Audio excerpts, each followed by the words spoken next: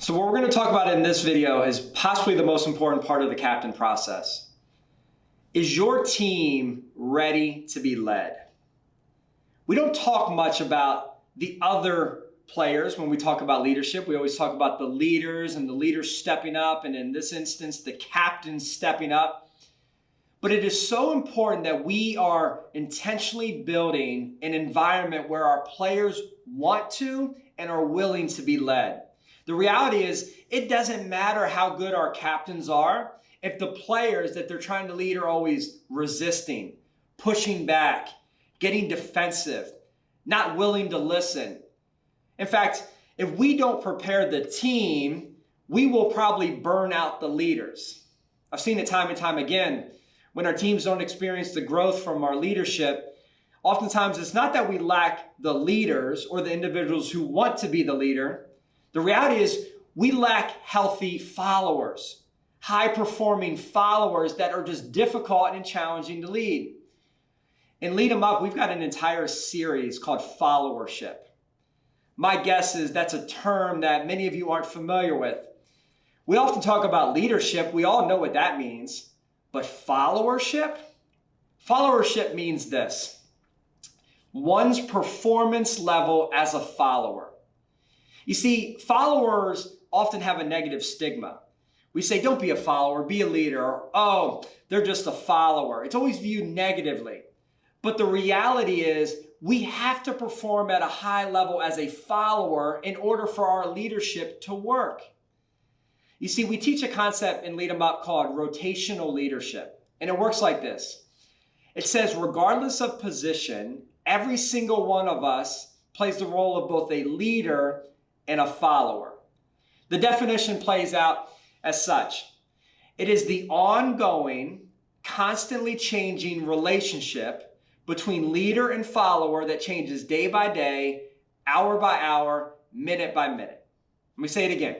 It's the ongoing, constantly changing relationship between leader and follower that changes day by day, hour by hour, minute by minute.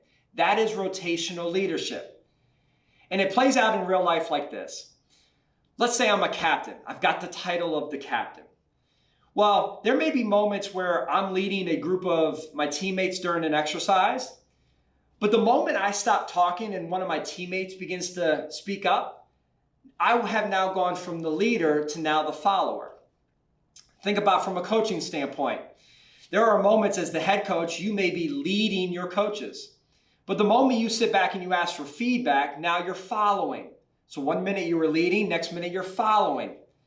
All across the board, there are moments where our players are leading and there are moments where our players are following.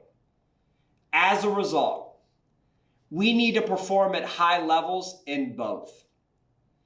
And the reality is, if your team is not ready to be led, if your team are not filled with high-performing followers, your captains are going to be fighting an uphill battle at all times.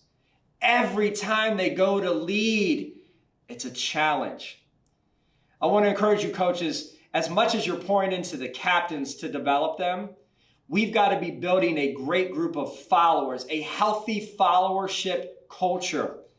Like I said, we teach it in Lead 'em Up. It is the biggest game-changing theme and concept that we teach because it is different. All of a sudden, players, they've never heard it that way, but once they begin to perform at a high level as a follower, let me tell you what you find. Your leadership grows. Because a great follower is a great leader's best friend. It makes it so easy for them as a captain. So as we wrap up here in this little series, I want to encourage you. What are you doing to influence and develop great followers on your team? So when the captains step out and begin to try to lead, they're not met with resistance. In fact, it's the opposite. They're embraced by the group. You've got to make sure you're building healthy followers and improving the followership performance on your team.